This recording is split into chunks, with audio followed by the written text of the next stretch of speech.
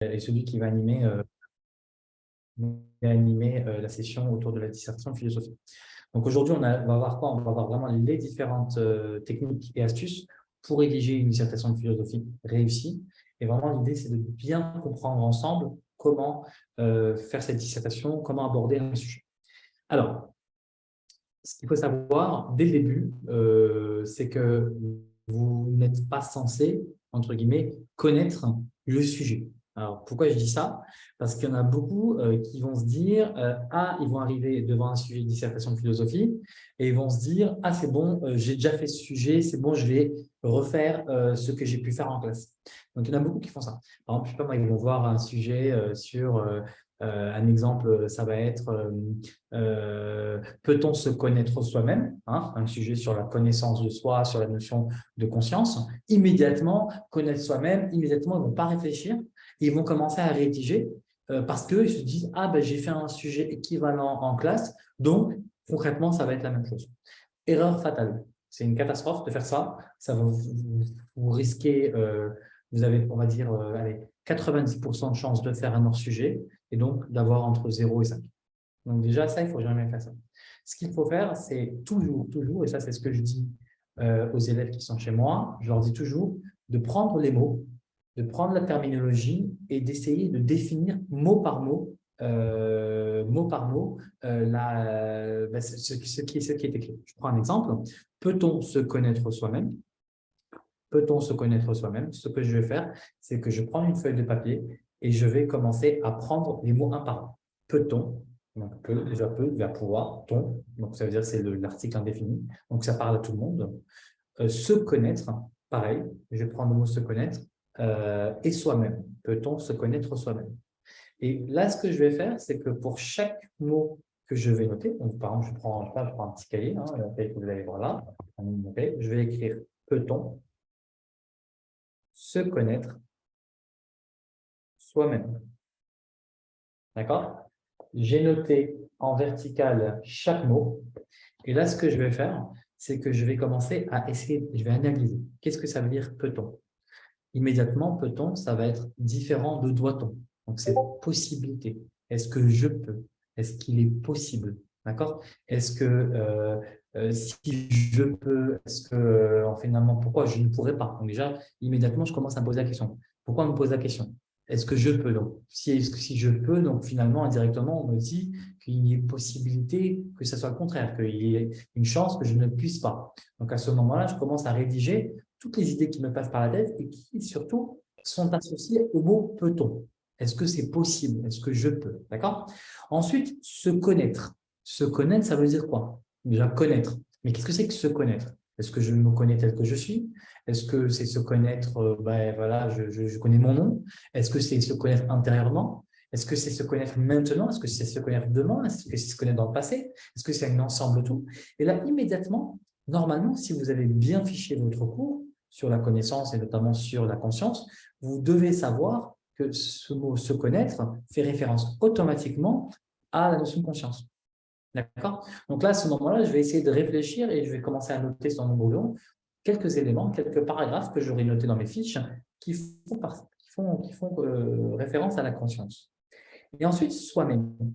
Et là, immédiatement, quand je lis soi-même, est-ce que parmi vous, il y a des gens qui savent à quoi fait référence cette question?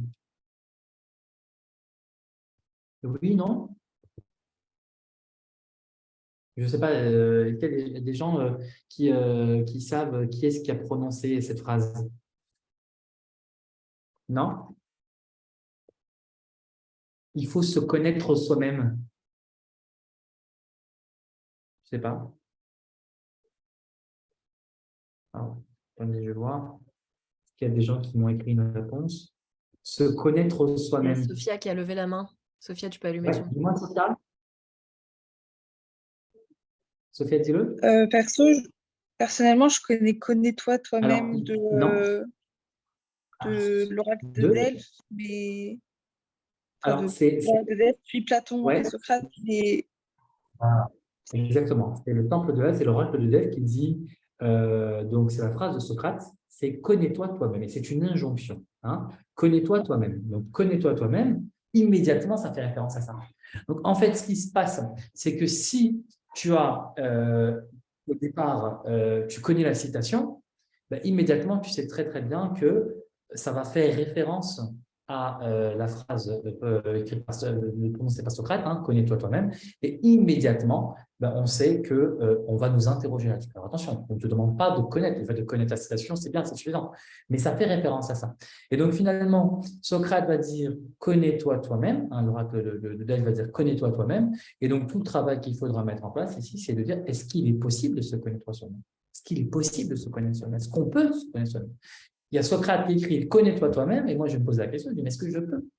Et donc, moi, la première chose en introduction, en préambule ici que je vais vous demander de faire, c'est toujours de prendre votre sujet et vraiment de le mettre face à vous. Vraiment de le regarder comme ça, de regarder le sujet comme ça et de vous poser la question, une question qui est fondamentale. C'est de se dire pourquoi, et moi je le dis comme ça, pourquoi tu es là, toi? Donc en parlant au sujet, je m'adresse au sujet et je lui dis mais pourquoi tu es là? D'accord, je vais vous noter. Pourquoi tu es là? Et qu'est-ce que ça veut dire pourquoi tu es là? C'est vraiment s'interroger et se demander pourquoi on m'a donné ce sujet? Dans quel but on m'a donné ce sujet? C'est le début de la problématisation. Et on va juger dans vos dissertations vos capacités problématiques. Je m'en fous royalement si vous connaissez ou pas votre cours.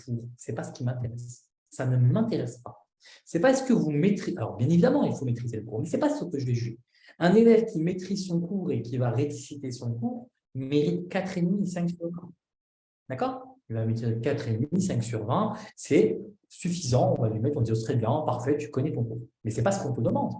Et en ce sens, l'exercice de dissertation il est compliqué parce que c'est un exercice qui va vous demander de réfléchir. Et c'est pour cette raison qu'il faut immédiatement s'interroger. Qui dit s'interroger dit problématiser. Donc, je reviens à mon sujet. Peut-on se connaître soi-même? Ah, attends. Peut-on se connaître soi-même? Ça me fait penser à Socrate. Connais-toi toi-même. Connais-toi toi-même, c'est une injonction. C'est un ordre qui me dit connais-toi toi-même. Alors, est-ce que j'ai appris mon cours? Pourquoi il dit ça? Je peux le noter. Mais la question, ce n'est pas en réponse à Socrate. C'est le prof qui me pose la question. Il me dit peut-on se connaître soi-même? Première chose que je vais faire, donc, je vais interroger la question et je vais dire pourquoi me pose-t-on cette question? D'accord? Pourquoi me pose cette question? Dans quel but? Alors, pourquoi je devrais me connaître moi-même? Ça sert à quoi de se connaître soi-même? Pourquoi c'est si important de se connaître soi-même? Ça, déjà, c'est hyper important de se poser comme question. Pourquoi on me demande de se connaître moi-même? Ensuite, la deuxième chose qu'il faut se demander, c'est où est le piège? Il y a un piège. Il y a un piège quelque part. Il est où ce piège? Dès lors que vous avez identifié pourquoi on me pose cette question, et ensuite, où est le piège? Là, il y a le début d'une certaine problématisation. D'accord? Là, je vais commencer à problématiser. Là, je vais commencer à me dire, ah ouais, d'accord. Pourquoi on me pose cette question? Est-ce que quelqu'un peut me répondre? Quelle est la difficulté de cette question finalement? En quoi l'injonction de Socrate n'est-elle pas si simple? Pourquoi elle n'est pas si simple, l'injonction de Socrate? Pourquoi elle est finalement compliquée? Elle est tellement compliquée finalement que le professeur de philosophie me la met au baccalauréat et il me pose la question, peut-on se connaître soi-même? Et il ne me dit pas, doit-on se connaître soi-même? Il me dit, peut-on se connaître soi-même? Donc il y a la notion de possibilité et donc d'impossible, donc de difficulté. Donc il est difficile d'atteindre ce niveau-là. D'accord? Donc je repose ma question, quel est le piège ici sur le jeu? Sophia, peut-être, Scandal, pas quelqu'un d'entre vous peut répondre à la question. Quel est le piège ici? Allez, n'ayez pas peur, hein, on n'est pas beaucoup, donc on peut travailler ensemble tranquillement et réfléchir ensemble. Quelle est la difficulté ici? Pourquoi il y a un piège dans cette question? Personne? Est-ce que c'est facile de se connaître soi-même? Oui, Sophia. Ben non, parce qu'on a une grande partie de nous qui est inconsciente. Donc, Très bien, donc la notion inconsciente. même Très au-delà bien. de ça, on a le narcissisme et notre ego qui nous empêchent, Ouais, même pas de si on souci. veut, d'avoir une connaissance neutre et objective. Bien sûr, il est dit donc la notion d'objectivité, très bien, donc une notion d'objectivité qui nous empêche plus ou moins de pouvoir savoir réellement ce que nous sommes.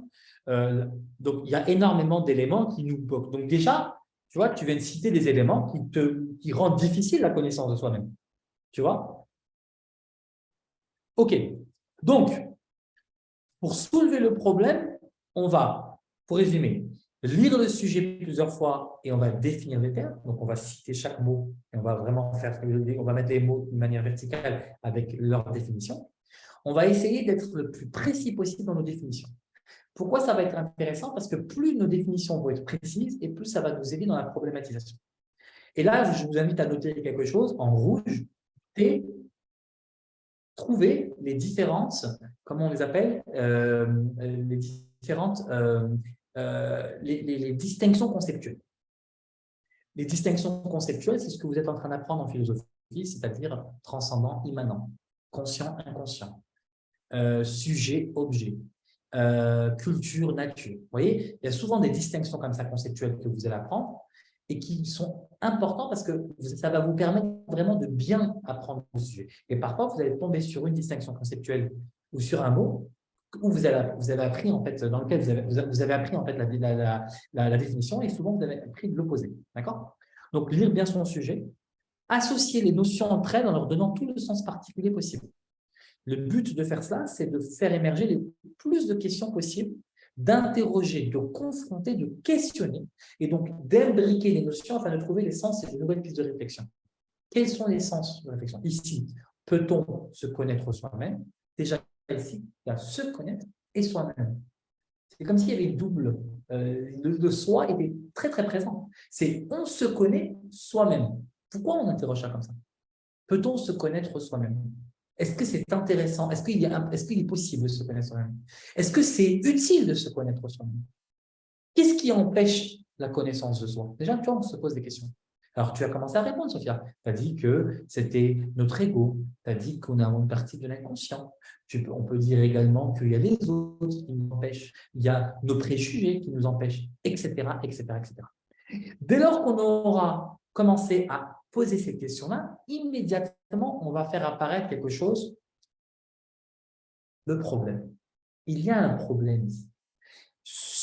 Une bonne dissertation de philosophie, c'est une dissertation qui met en avant le problème. Il y a un problème quelque part. D'accord? Donc, qui dit problème, dit, on va trouver une solution, mais il y a un problème. Il y a un paradoxe. Donc, si vous pouvez noter, moi, ce que je vous conseille de noter, c'est que toute dissertation de philosophie vous appelle à trouver un paradoxe. Il est où le paradoxe? D'accord? Où est le paradoxe? Il y a quelque chose de paradoxal ici. Il y a un souci. Ce n'est pas aussi simple que ça. J'aurais pu dire oui, il est facile de répondre. Non, oui, il est facile de se connaître soi-même. Non, ce n'est pas ça. Il est où le problème? Est-ce que je peux? Est-ce que c'est peut-être les autres? Est-ce qu'il y a un cheminement vers l'apprentissage de soi-même? Peut-être que c'est un cheminement. Peut-être que je commence petit à petit, que progressivement, j'apprends mieux à me connaître. Peut-être que au moment où je crois me connaître, ce n'est pas suffisant et en fait, je vais apprendre de nouvelles choses et que finalement, la connaissance de soi est illimitée, etc., etc., etc. Donc ça, c'est hyper important à connaître. Donc, lire son sujet plusieurs fois et définir les termes du sujet, associer les notions entre elles en leur donnant tous les sens particuliers possibles et surtout bien mettre en avant les distinctions conceptuelles et faire apparaître le paradoxe posé par le sujet. Donc, souvent, il n'y a pas besoin de chercher, comme on dit, midi à 14 heures. Il faut laisser son esprit il faut vraiment laisser ses pensées s'enchaîner. Vous allez voir, là, comme je suis en train de le faire, je vais rédiger plusieurs questions et progressivement, je vais voir qu'il va y avoir des contradictions. Ces contradictions, c'est le début. Oui? Quelqu'un a dit quelque chose? D'accord. Bon, n'hésitez pas. En général, une dissertation de philosophie, allez, 80% du temps, quand vous êtes en terminale, l'objectif, c'est vraiment de vous faire travailler sur un plan de type thèse, antithèse, synthèse. Ça, c'est vraiment la chose à laquelle on va vraiment vous demander de travailler. Ne me faites pas de plan compliqué.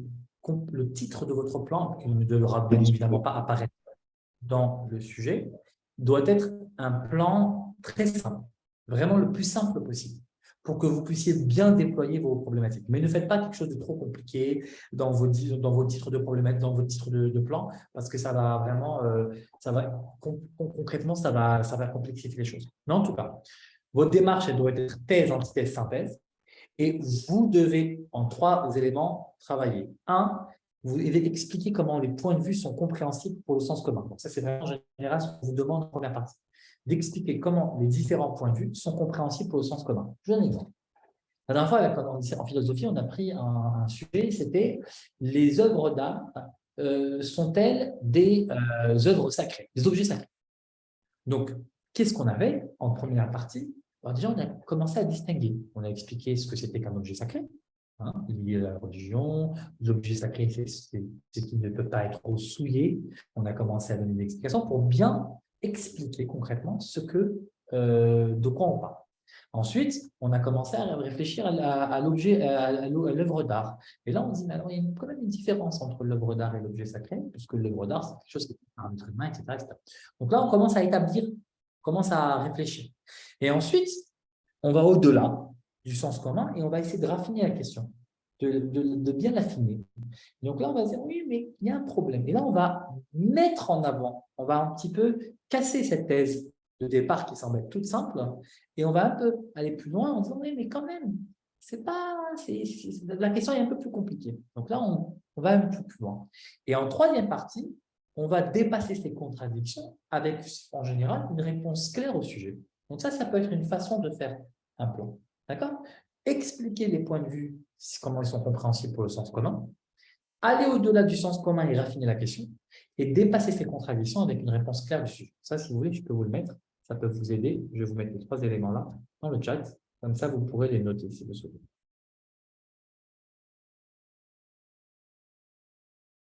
Voilà.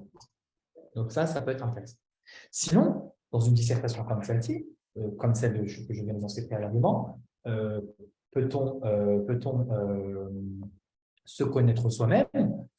Une première partie de la dissertation, ça pourrait être grand 1, oui, il semblerait que.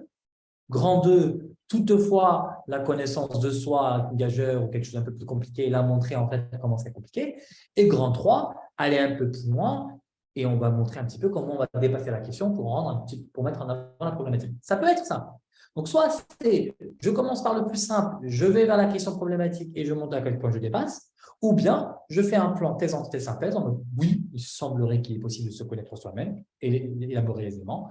Toutefois, donner ce qui est compliqué et montrer à quel point il y a quelque chose qui peut être un petit peu plus, on va dire, comment on peut, en quoi la problématisation de paradoxe est révélée, qu'est-ce qui révèle le paradoxe, et donc finalement ce qui contredit l'antithèse, et en 3, selon vous, réellement c'est quoi, qu'est-ce que vous en pensez? Et là, on peut avoir une idée un peu plus développée. En général, pour un plan comme celui-ci, on pourrait dire en grand 1, attendez, qu'est-ce qu'on pourrait dire? Attendez une seconde. On pourrait dire en grand 1 que oui, on peut se connaître. On pourrait dire que nous pouvons nous connaître nous-mêmes. Ensuite, on peut dire qu'il y a des contraintes à cette idée qui est quelque peu utopique de se connaître pleinement. Et enfin, on peut dire que on peut acquérir une connaissance de soi-même en suivant tel ou tel cheminement. Donc, grand 1, oui, il semblerait qu'il soit possible.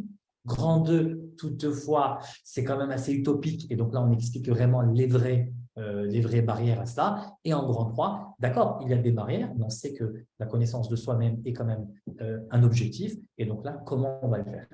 On fait quelque chose comme ça qui peut être un plan assez construit et assez problématisé et qui peut répondre clairement à ce qui est demandé. Est-ce que vous avez des questions déjà? Oui, vous levez la main si vous voulez. D'accord, je continue.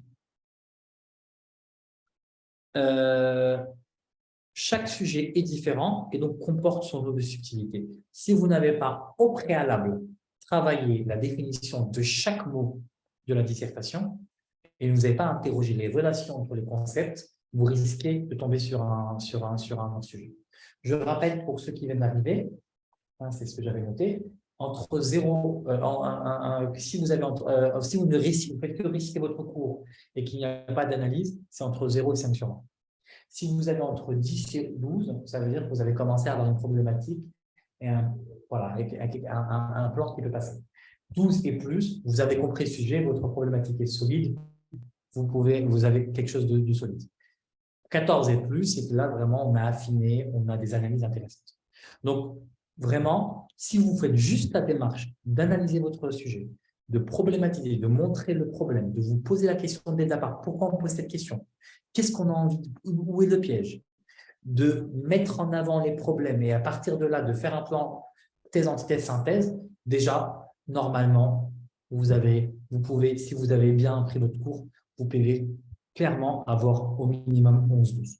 Mais le problème que vous avez en général, c'est que vous ne vous interrogez pas. La première partie n'est pas faite. Comme la première partie est mal faite, immédiatement, on tombe sur de la récitation ou sur du reçu ou du non-sens par moment. D'accord? Très bien. Donc, une fois que vous avez analysé votre sujet, normalement, vous avez un brouillon de problématique principale. D'accord? Vous avez un brouillon de problématique, on a commencé à se poser la question. Alors, dans le cadre de la dissertation sur peut-on se connaître soi-même, on peut commencer à se dire, je vous montrerai, on peut commencer à se poser des questions, à se dire, mais alors attendez, souvent, alors moi je vais vous montrer par exemple une bonne copie. Dans la bonne copie, l'élève avait commencé à écrire en disant, lorsque nous interrogeons notre capacité à nous connaître nous-mêmes, nous nous demandons s'il est possible d'être au courant de l'existence d'un moi et de son fonctionnement. Donc, est-ce que je suis au courant de l'existence du moi et de son fonctionnement, de comment il fonctionne? En d'autres termes, nous questionnons notre aptitude à nous faire une idée mentale de ce qui nous définit en tant que sujet, c'est-à-dire ce qui demeure chez nous quand tout le reste change. Vous voyez? Là, ce qu'elle commence à faire, l'élève, elle commence un petit peu à expliquer et à donner des définitions, à définir les mots. Donc déjà, elle a commencé un peu à défricher le sujet pour orienter finalement le sujet vers sa problématique et donc à donner plein de définitions. D'accord? Je vous montrerai ça plus tard. Donc, on a dit une idée mentale de ce qui nous définit en tant que sujet, c'est-à-dire ce qui demeure chez nous quand tout le reste change, qui est nécessaire et nous définit en tant qu'individu. Le sujet nous amène, donc le sujet que nous sommes en train d'étudier, nous amène non seulement à nous demander si la conscience est assez puissante pour atteindre l'unique vérité du soi-même, mais si cette vérité n'est pas qu'une illusion. La conscience de soi est assez puissante pour nous donner une idée de ce que nous sommes. Et est-ce que finalement la vérité qui va nous être, que nous allons voir n'est pas une illusion? Et elle dit, si d'une part savoir que l'on est peut paraître aisé, puisqu'il semble que la connaissance de soi-même soit personnelle, d'autre part, il paraît plus difficile d'avoir une conscience exacte de ce qui nous définit en tant qu'individu et il serait libre de toute influence. Est-il possible de se représenter fidèlement ce qui nous définit en tant que sujet et individu? Donc, elle commence à définir le terme, si vous voulez, je vous enverrai la dissertation, elle commence à définir le terme, les termes du sujet, elle commence à montrer un peu les limites et à quel point il est peut-être facile, on peut penser qu'il serait facile de se connaître soi-même, et elle demande, mais est-ce que cette connaissance de soi-même n'était pas une illusion? Et là, elle dit, mais alors dans ce cas-là, comment faire? Comment faire? Et elle pose la problématique. Est-ce qu'il est possible de se représenter, et le mot fidèle est très important, fidèlement, ce qui nous définit en tant que sujet et individu? Et là, elle annonce son dos. Donc, je vous enverrai ça. Donc, finalement, dès que vous avez bien analysé que vous avez votre problématique, vous la notez sur votre brouillon. Là, à ce moment-là, qu'est-ce qu'on va faire? On va commencer à faire une ébauche de plan. C'est quoi l'ébauche de plan? C'est comment je vais répondre à la question que je viens de poser. Comment je vais répondre à la question que je viens de poser? Je pose une question. J'ai élaboré quelques idées. Je sais que mon plan, ça va être un plan, on va dire, thèse, antithèse, synthèse, ou du moins quelque chose qui va d'abord placer le sujet, ensuite aller vers la complexité en grande et en 3. Et là, je vais commencer à faire mon plan. Alors, quand je fais mon plan, c'est très simple. Je prends une feuille, une partie, et je vais mettre mes feuilles en face de moi. Première partie, deuxième partie, troisième partie. Je vais noter en le titre de ma partie, grand 2, le titre de ma deuxième partie, grand 3, le titre de ma troisième partie. Attention, vous ne devez jamais écrire le titre de vos parties dans la copie de dissertation. C'est interdit. vous n'écrivez pas, c'est la phrase d'introduction de votre partie qui donnera l'orientation. Et ne vous inquiétez pas, le professeur, dans l'annonce du plan, est exactement ce que vous avez fait. D'accord? Donc, vous faites une ébauche du plan qui va répondre à tous les problèmes soulevés et on va reformuler les problèmes soulevés par la question pour chaque partie du devoir. Qu'est-ce que je veux dire par là? Chaque fois que je vais répondre ou que je vais faire une partie, je vais dire, alors attends, j'ai ma question. Ma première partie, est-ce qu'elle répond en partie à la question problématique? Ok, ça répond. Deuxième partie, est-ce que ça répond? Oui, ça répond, ça va dans ce sens. Troisième partie, est-ce que ça répond? Oui, ça répond, ça va dans ce sens. Là, immédiatement, on va commencer à avoir une idée, on peut commencer à travailler.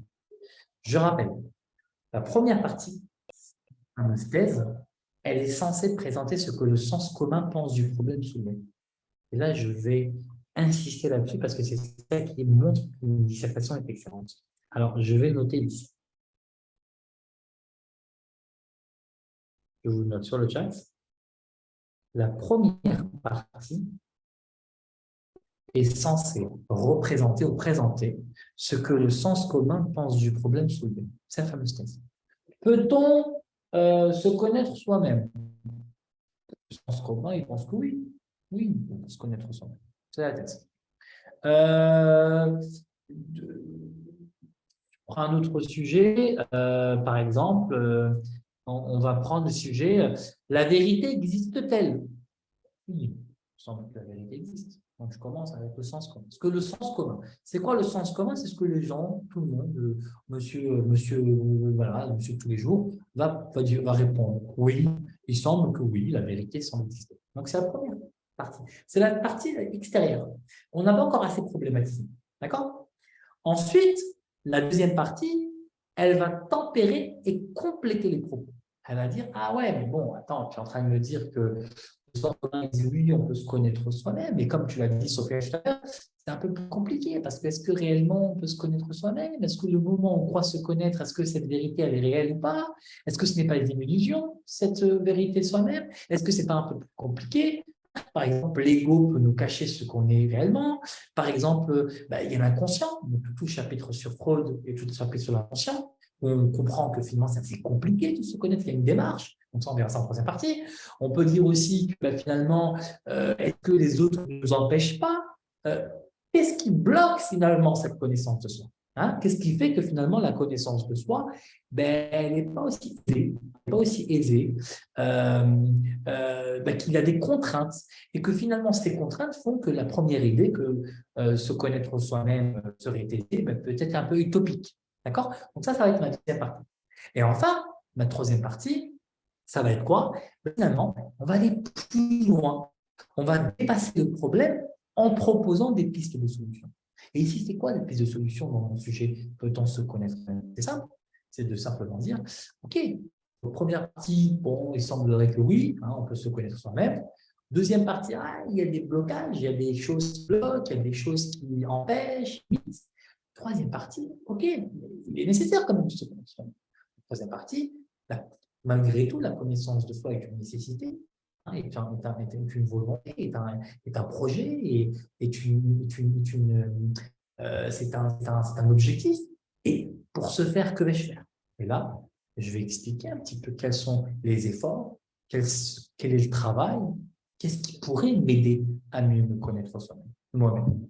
Et là, j'ai fait un sujet de dissertation correct, solide, un plan solide, avec grand point, des sous-parties. Et là, maintenant, je vais remplir mes sous-parties avec des idées qui me viennent au fur et à mesure, des références, des coups du cours et surtout, des références, des idées, mais surtout la rigueur de se dire que je vais organiser mes paragraphes en mode arrail. Et là, je vais vous parler plus tard de arrail, vous allez me le rappeler, pour vous expliquer comment, à l'intérieur de ma dissertation, de mes parties, je vais organiser paragraphe. Allez, je continue. Alors, je vais, pour chaque partie, lister les éléments et les exemples correspondants. pour chaque argument, je dois avoir un exemple. D'accord? Donc, on prend un brouillon et on va mettre tous nos arguments qu'on va étayer pour étayer notre thèse. Alors, vous allez dire, monsieur, pourquoi il faut des arguments? Dites-vous qu'une dissertation, c'est une démonstration. Moi, par exemple, je prends l'exemple de Scandal qui est avec nous. Imagine-toi, Scandal, tu es en train de me convaincre. Donc, tu es en train de me dire, moi, je vais te convaincre que, en fait, oui, on peut se connaître soi-même et en fait, comment on va faire? Donc, je dis, OK, explique-moi. Donne-moi un exemple ou bien prouve-le-moi. D'accord? Prouve-le-moi. Et toi, tu vas me le prouver. En général, quand tu me prouves quelque chose, tu me donnes des arguments. Donc, tu me donnes le premier argument, tu vas me donner un exemple, tu vas m'expliquer l'exemple, et ensuite, tu vas me dire, tu vas l'interpréter. Et on est d'accord que si tu as envie de me prouver que, je sais pas moi, qu'un pain au chocolat, c'est bon, tu vas pas me dire, ouais, d'ailleurs, en plus, oui, alors le pain au chocolat, c'est très bon parce qu'il y a du chocolat. Alors voilà, peut-être le pain au chocolat est bon parce qu'on en met beaucoup, mais tu vas pas me dire, oui, par exemple, quand je mange mes frites, j'aime bien mettre du ketchup. Et bien souvent, dans les dissertations, c'est le même type d'exemple que je trouve. Le gars, il vient m'expliquer que le pain au chocolat, c'est bon, ou bien m'expliquer pourquoi ce pain au chocolat est bon. Comme exemple, il me prend l'exemple du ketchup avec des frites. Un truc qui n'a rien à voir. Et ça, c'est du hors-sujet. Et comprenez que le hors-sujet, c'est la même chose. Tu as envie de m'expliquer quelque chose, donne-moi un argument, et donne-moi un exemple qui soit lié à cet argument et qui puisse me convaincre. Si ton argument, il n'a rien à voir, comment tu veux que je puisse être convaincu? Et c'est malheureusement ce qui se passe très souvent. C'est-à-dire que les élèves n'arrivent pas à donner un exemple solide qui est lié à la question ou à l'argument pour me convaincre. Donc, rappelez-vous une chose, chaque argument doit être accompagné soit d'un exemple, de la vie de tous les jours par exemple, la citation d'un auteur, un exemple historique, culturel, une pièce de théâtre, la citation d'un auteur, la citation, par exemple, d'un poème, mais quelque chose qui vient prouver ce que je dis. Le but, c'est de prouver ce que je dis. Donc, un argument, à la suite de l'argument, un exemple. L'exemple doit être bien évidemment là pour prouver ce que l'argument, et ensuite on doit analyser l'argument. On doit analyser l'exemple, pardon. Tu peux même me dire, oui, je considère, oui, par exemple, je sais pas, moi, je prends l'exemple, la conscience, on peut se connaître soi-même parce que quand je sais pas, on se connaît soi-même, on arrive à connaître ses caractères, et après me dire, par exemple, tel personnage dans telle œuvre se connaît soi-même, point. Et après, passer. Ah non, tu ne m'as rien prouvé. Pour prouver, il faut, un, donner un argument solide, deux, donner un exemple qui puisse me convaincre, trois, expliquer en quoi cet exemple-là est important, et une fois que tu m'as expliqué en quoi cet exemple est important et que tu m'as expliqué, interpréter. C'est quoi interpréter? C'est me dire, finalement, en te donnant mon argument, en te donnant l'exemple, je viens de t'expliquer, donc tu comprends bien finalement que ce que je suis en train de te dire, ça te permet de comprendre qu'on peut se connaître soi-même. Donc, l'interprétation, c'est ce qui va relier, ce qui va montrer que ton argument, il répond bien à la problématique. Donc, je répète. Première partie, le A, j'annonce mon argument. A. Deuxième partie, c'est le R. Je donne une référence. Je donne un exemple. D'accord? Troisième partie, le A. Quand je dis troisième partie, c'est dans un même. Je analyse l'exemple. Quatrième partie de mon paragraphe, c'est le I. Je vais interpréter, je vais montrer en quoi ce que je suis en train de dire n'est pas hors sujet et que ce que je suis en train de dire, ça répond bien à la problématique. Chaque paragraphe dans un développement doit être commencé. Un paragraphe doit commencer par un alinéa, d'accord? Il est constitué, chaque paragraphe, d'un argument, d'un exemple, de l'analyse de l'exemple et d'une interprétation. C'est la fameuse méthode ARAI. Un paragraphe égale un ARAI. Si, je vais par exemple, un paragraphe, un arrêt. Si vous n'arrivez pas dans vos paragraphes à repérer la partie de arrêt, c'est qu'il y a un souci quelque part. D'accord? Et c'est ça qui est important. Si vous ne vous trouvez pas dans vos paragraphes le arrêt, c'est qu'il y a un souci, vos paragraphes ne sont pas structurés, vous risquez de tomber dans leur sujet. Donc, ce que je vais faire moi, lorsque je travaille mon paragraphe, et je vais le faire très simplement, je vais repérer dans chaque paragraphe que mon argument est là, et bien là, que mon exemple est là, que l'analyse est présente et ensuite que l'interprétation est présente. D'accord? Donc, je reviens un petit peu. Donc, je vais, je vais lister mes arguments. Je vais m'assurer qu'un argument est accompagné donc, de son exemple. Je dois justifier dans les arguments l'équilibre, et ça c'est hyper important, entre la théorie. Donc la théorie c'est quoi? C'est je vais citer des philosophes classiques, etc. Et la pratique. Les connaissances personnelles en art, en musique, en télévision, en économie, en sciences. C'est très très important. Ça veut dire qu'il faut que vous preniez des exemples de la vie de tous les jours, des exemples de peinture, de musique, d'œuvres d'art, de films, mais aussi de la vie de tous les jours, d'expériences professionnelles, personnelles, pardonnez-moi. Et en même temps, vous citiez aussi des théories. Donc, une dissertation correcte, ce n'est pas juste une dissertation qui va ne faire que citer des théoriciens, des auteurs, et ce n'est pas une dissertation qui va ne citer que des œuvres d'art, ou bien des épisodes de télévision, ou bien des films, ou bien d'économie, ou bien d'histoire. C'est une dissertation qui fait l'équilibre entre les deux. Donc, il peut y avoir des exemples de la vie de tous les jours, des exemples pratiques, et il peut également avoir des exemples de la théorie. D'accord? Il ne faut pas que ça soit une dissertation de oui, moi, le matin, quand je me réveille, on s'en fout, ça fait café de commerce, ça ne m'intéresse pas. Mais en même temps, il ne faut pas que ce soit oui, selon Kant, non. Selon Bergson, c'est ça.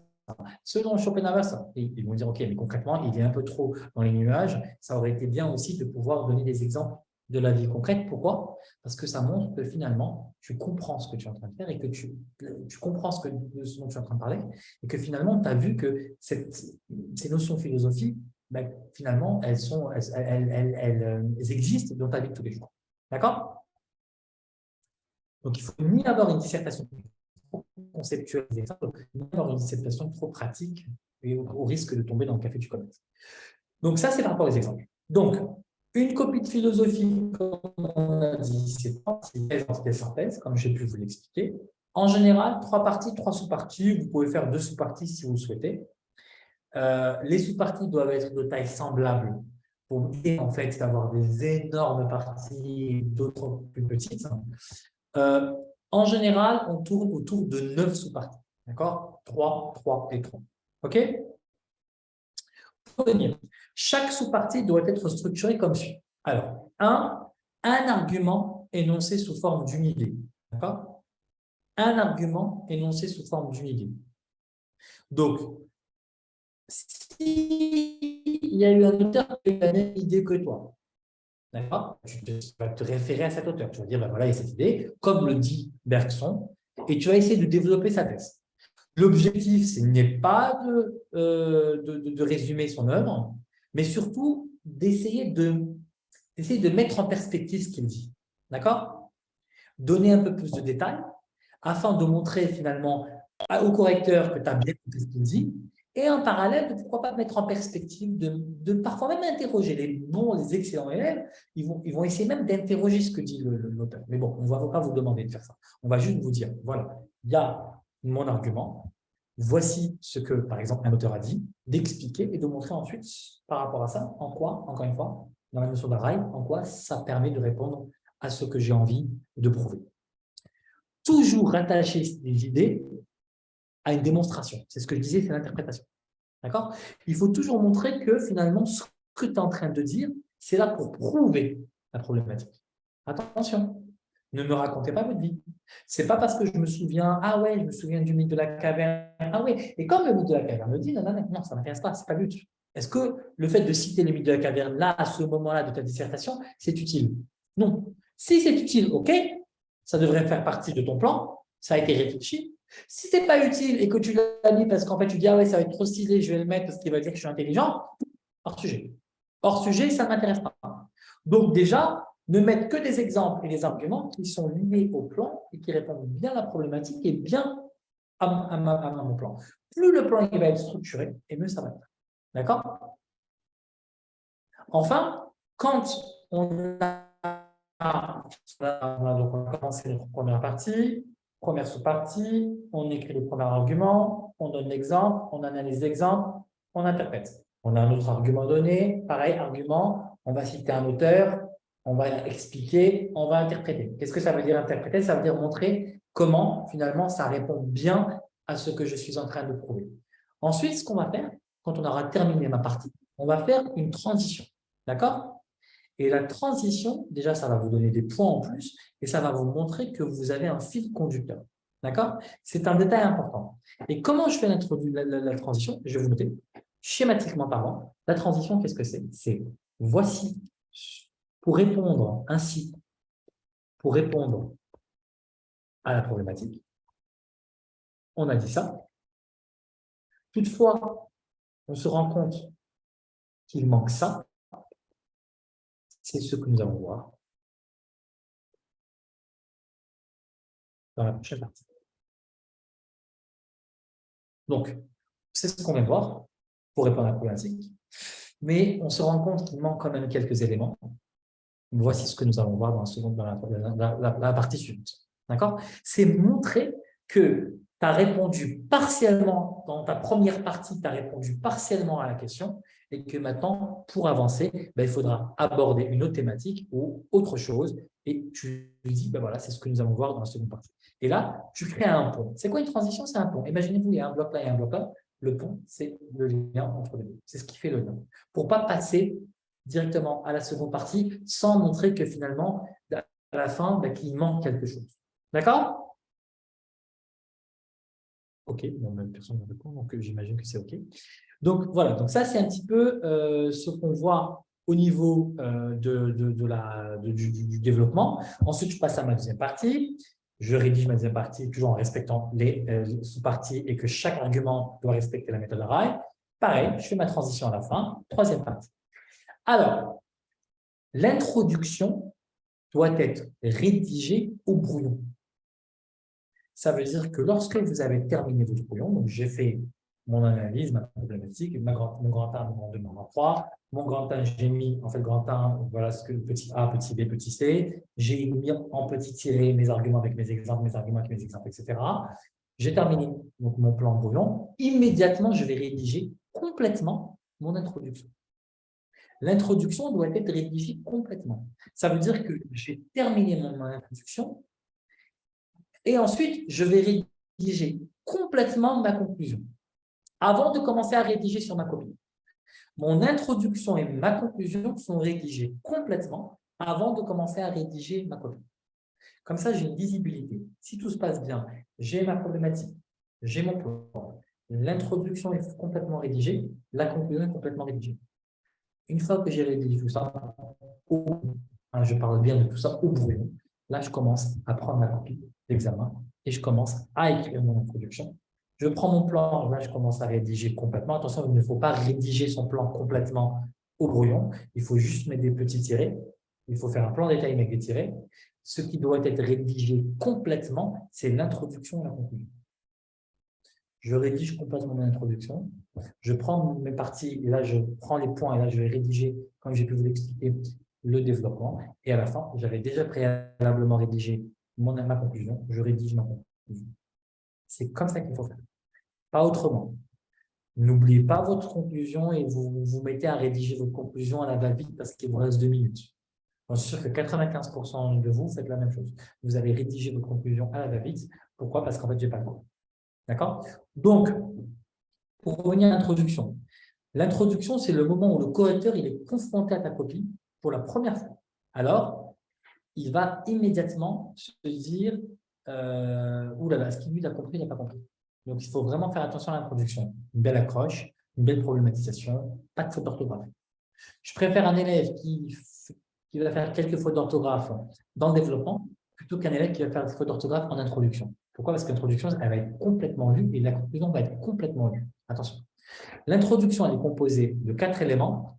L'accroche, qui est facultative, qui permet de démarrer avec une citation, avec un exemple, avec une peinture, avec un exemple de la littérature, etc., pour bien ramener au sujet.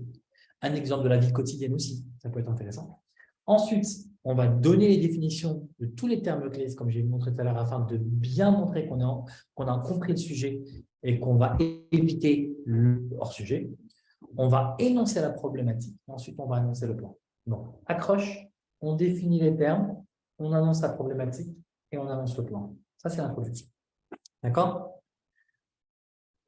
Quand on rédige chaque paragraphe, on a expliqué comment ça fonctionnait. On n'oublie pas les références philosophiques et les références personnelles. Et on fait une petite phrase récapitulative de bilan pour clore chaque paragraphe. C'est la fameuse partie d'interprétation. Quand je rédige mon développement, à la fin de chaque paragraphe, une petite phrase récapitulative du bilan pour clore chaque paragraphe. Ainsi, donc, on vient de trouver ça, donc on vient de montrer ça, donc ça répond bien à ça. Et on passe au deuxième point. Vraiment, c'est hyper important. La conclusion, c'est quoi? La conclusion, je vais réécrire ma problématique. C'est hyper important. Je vais réécrire la problématique. Nous voulions chercher cela, cela, cela. Nous avons vu ça, ensuite on a vu ça, et enfin nous avons compris ça. C'est tout. Pas d'ouverture en philosophie. Ce n'est pas le but. Ce n'est pas une dissertation d'histoire ou une dissertation de littérature. C'est une dissertation de philosophie. Donc on ne fait pas d'ouverture. L'idée ici, c'est de répondre à un problème philosophique. On a répondu au problème philosophique, ça suffit. Donc je vous interdis, et vraiment vous devez vous interdire de rédiger une quelconque ouverture en philosophie. Jamais.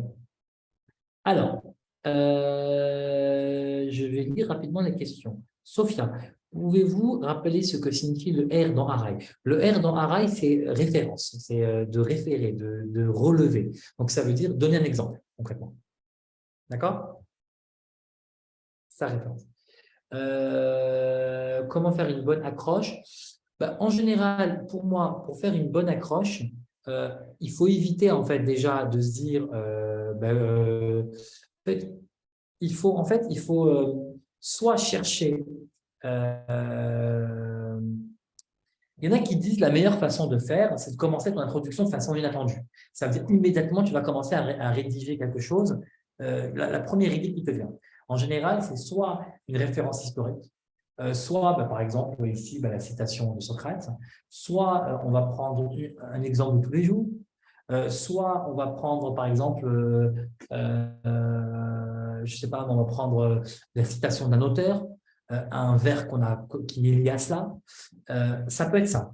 Mais il faut toujours que ça soit un élément qui puisse venir, en fait, accrocher la personne et dire « Ah oui, lui, il a bien compris. Lui, il a commencé à comprendre. » Ou bien c'est assez intéressant. D'accord? Mais ça, c'est hyper important. Il faut montrer que ton accroche est pertinente. Le but, c'est vraiment de capter ton lecteur, le correcteur. Après, je fais très attention à ça parce que moi, je préfère avoir quelqu'un qui ne fait pas d'accroche plutôt que quelqu'un qui va me faire une accroche qui va être complètement hors sujet ou qui va être ridicule.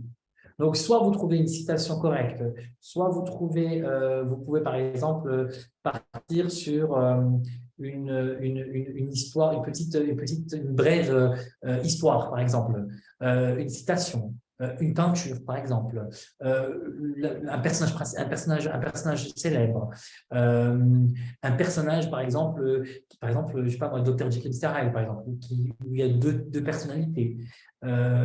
Pour vraiment montrer, rentrer dans la problématique, plutôt que, et donc là c'est intéressant, mais si vous n'avez pas d'inspiration, concrètement, vous n'en parlez pas, ce n'est pas la peine. Donc vraiment, jouez sur, si vous avez soit une citation, soit un exemple de la vie quotidienne, soit une œuvre d'art, soit l'exemple d'un personnage, soit un fait historique, soit un personnage célèbre, voilà. Si vous avez ça, OK. Si vous n'avez pas ça, ne tentez pas. N'allez pas risquer de faire une accroche et de tomber sur un truc banal. Évitez le de tout temps. Évitez. J'ai toujours voulu savoir si je me connaissais moi-même, mais finalement, je me rends compte tout le temps que je me découvre. Ça ne m'intéresse pas, ok, c'est pas intéressant. Par exemple, là, concrètement, pourtant, se connaître soi-même, on va partir au plus bas, tout le monde va faire, on va partir sur la citation de Socrate. D'accord. Voilà. Donc, ça, c'est un petit élément de réponse pour avoir une accroche. Pouvez-vous donner un exemple? Pourquoi une seule idée dans un paragraphe? Alors, pourquoi une seule idée dans un paragraphe? Parce qu'une seule idée dans un paragraphe. Une idée dans un paragraphe, c'est en fait concrètement pour faciliter votre démonstration. Un paragraphe est là pour donner une idée. Donc, on va donner une idée, on va donner un exemple, on va bien évidemment expliquer l'idée, on va donner un exemple, on va expliquer l'exemple et on va interpréter. C'est tout. Après, on part sur un autre paragraphe. C'est quoi un paragraphe? Ça commence par un alinéa, ça finit par un point. Quand j'ai fini ma démonstration, je pars sur un autre paragraphe, commencer, et je vais alinéa, et je finis par un point. C'est ça le paragraphe. Donc, concrètement, une seule idée dans un paragraphe parce que c'est beaucoup plus clair. D'accord, Kmar? OK. Pouvez-vous donner un exemple concret de ce que vous dites? Je veux dire un exemple de dissertation. Oui, je vais vous montrer une bonne dissertation. C'est comme ça que je vais clore la session, en vous montrant une bonne dissertation. OK. Donc, voilà pour cette partie donc de l'introduction. En fait, je ne sais pas si j'ai pu… voilà, vraiment pour la phrase d'accroche, il faut vraiment faire attention à que ça soit pertinent. Peut-être qu'il faudrait peut-être se poser la question, le quand, où, qui, quoi, pourquoi. Ça va peut-être te donner des idées. Par exemple, une œuvre d'art, un exemple. La dissertation, une œuvre d'art est-elle un objet sacré? Ben, concrètement, je peux prendre un exemple. Qu'est-ce que c'est que sacré? C'est de ne pas toucher. Hein, c'est ça, vraiment, l'étymologie de sacré, c'est ce qui ne peut être souillé.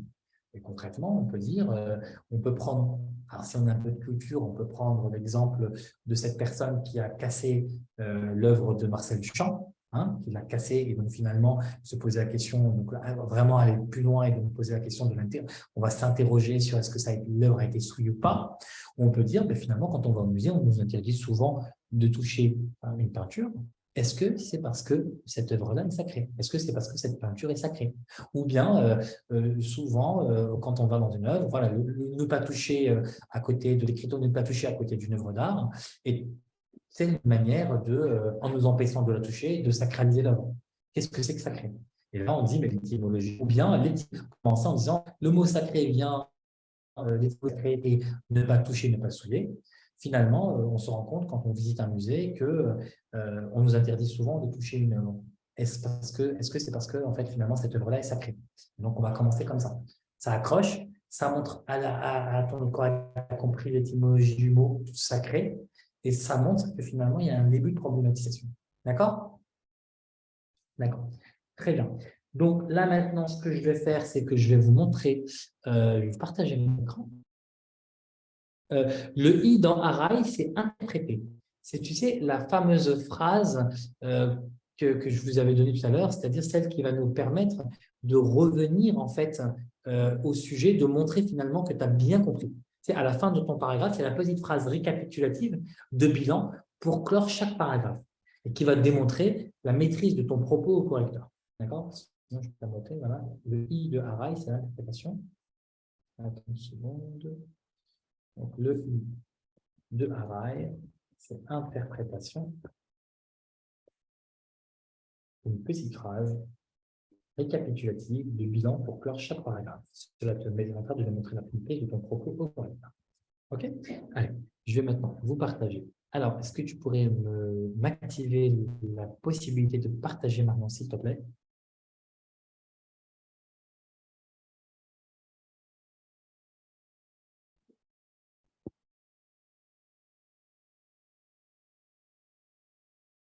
Tu peux y aller.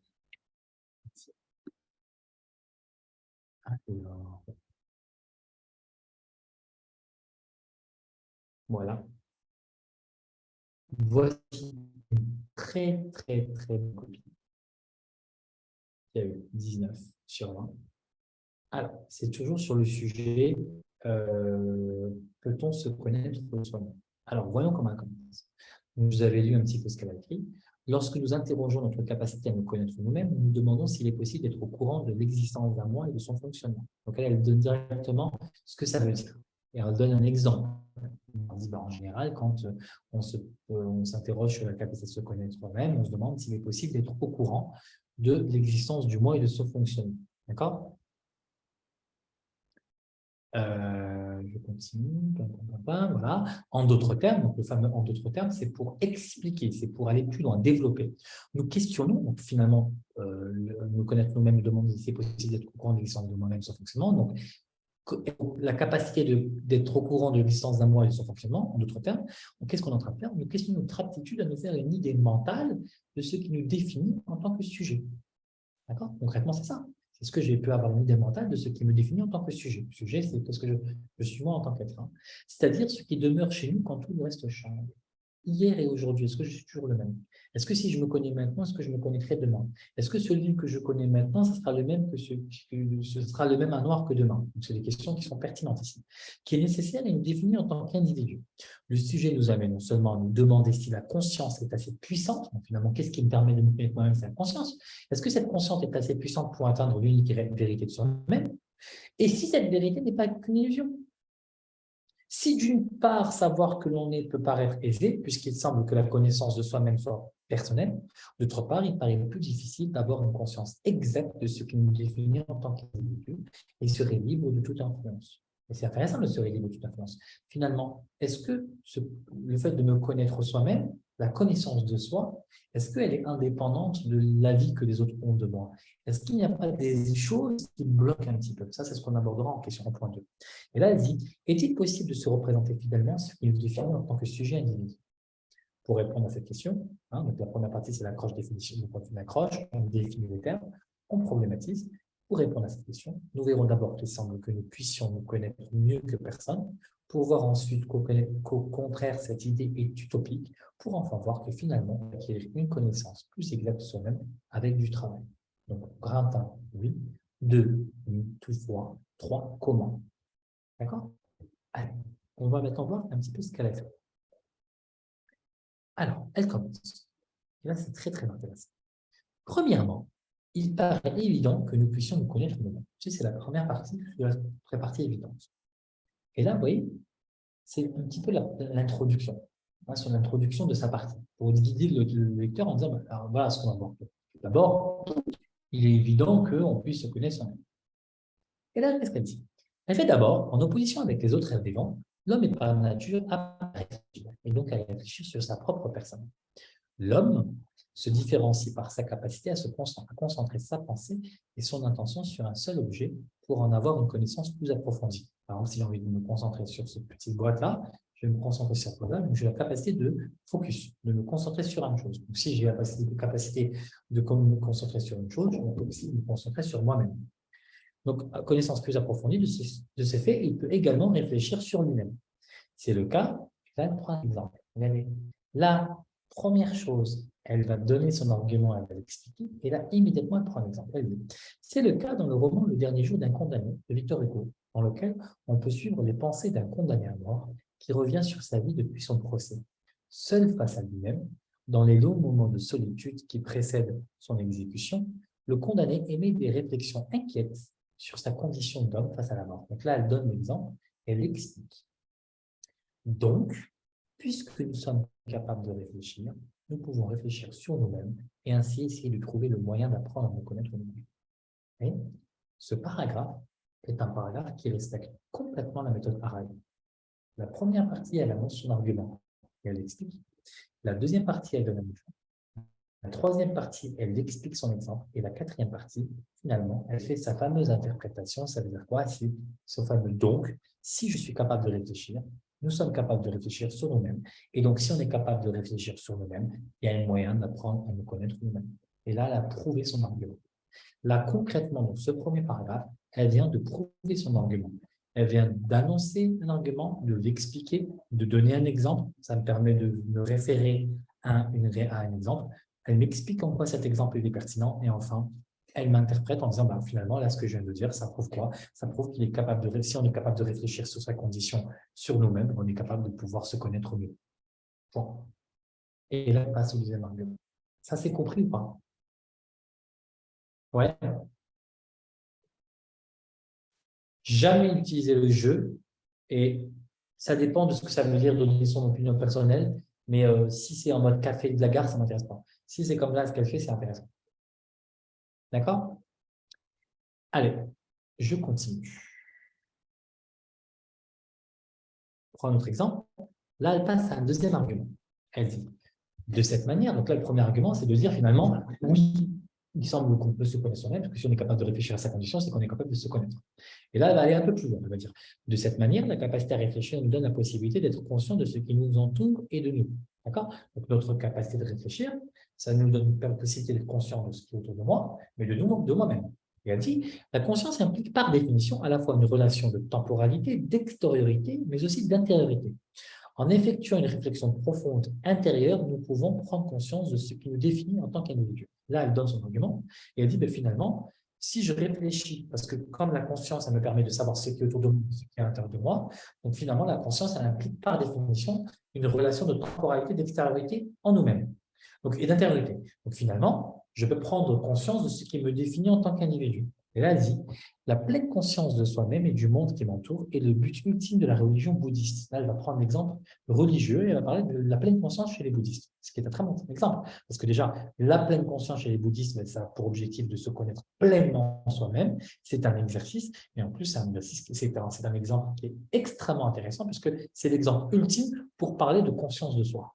Et elle dit, les pratiquants veulent acquérir l'éveil total de l'esprit, de la conscience, de tout ce qui est défini à travers l'exercice de la méditation, qui a pour but d'isoler l'esprit des choses parasites. Donc là, elle explique finalement la notion de pleine conscience chez les bouddhistes, l'exercice de la méditation et son objectif. Elle dit ainsi, l'homme, contrairement aux autres animaux, est capable de penser, de réfléchir et donc d'avoir conscience de son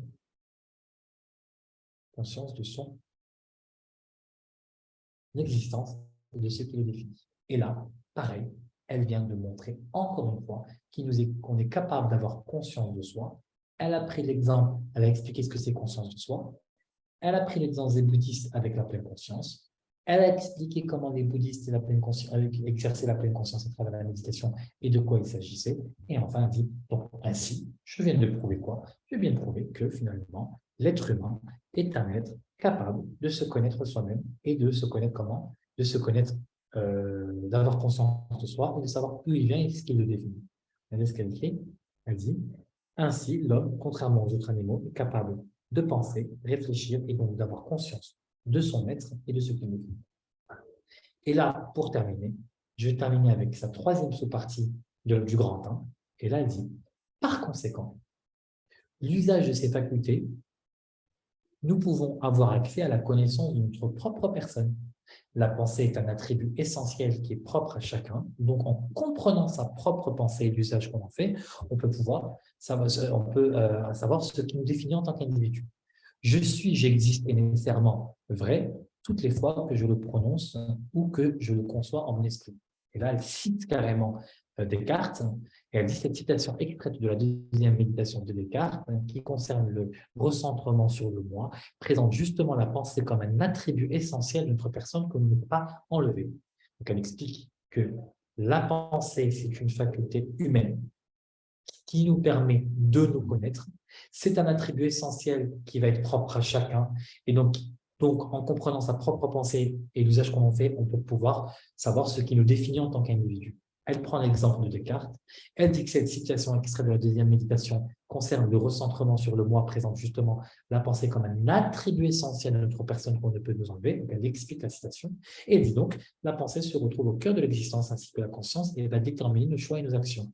L'usage que nous faisons est ainsi ce qui nous est propre et nous détermine en tant que sujet.